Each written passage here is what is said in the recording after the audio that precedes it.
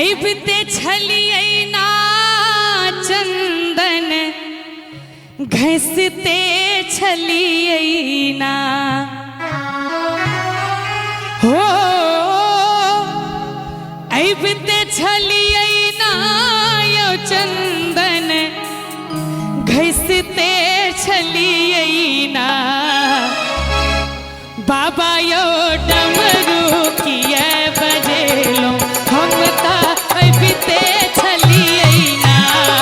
बाबा यो डमरू किया बजेलो हम ता ऐबते छलियै ना ऐबते छलियै ना चंदन घसते छलियै ना हो ऐबते छलियै ना यो चंदन घसते छलियै ना भोला यो डमरू किया बजेलो हम ता ऐबते छलियै ना बाबा यो डमरू किया बजेलो हम ता ऐबते छलियै ना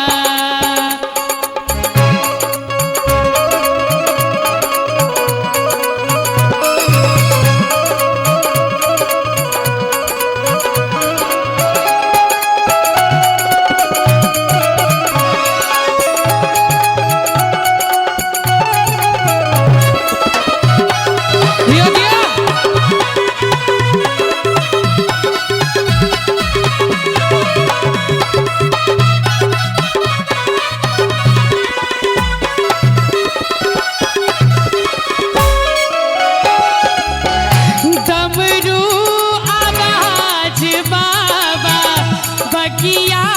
में सुनला हो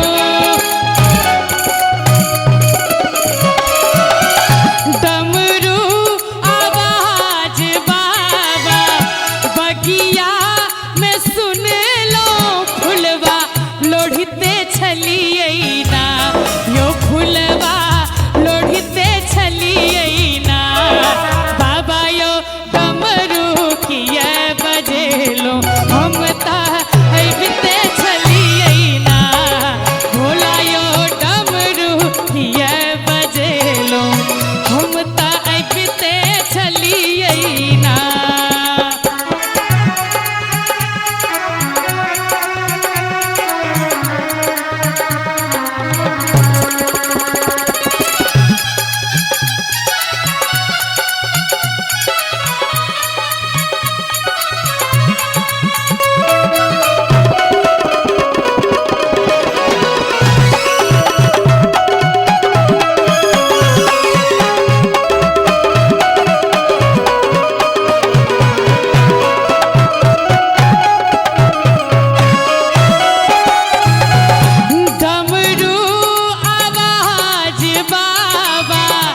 गंगा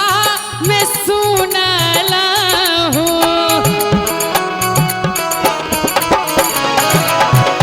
डमरू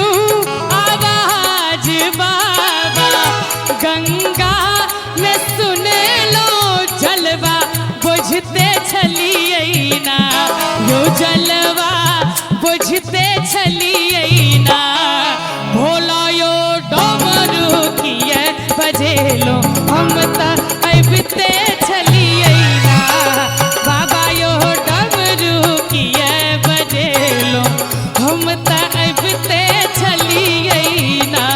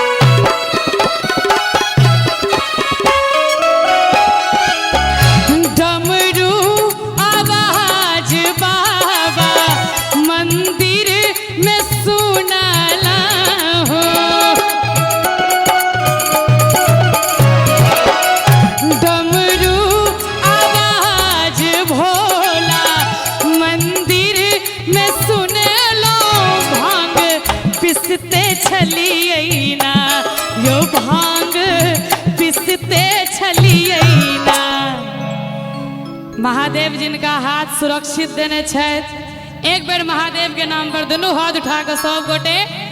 बाबा यो डमरू किए बजेलो हम त बीते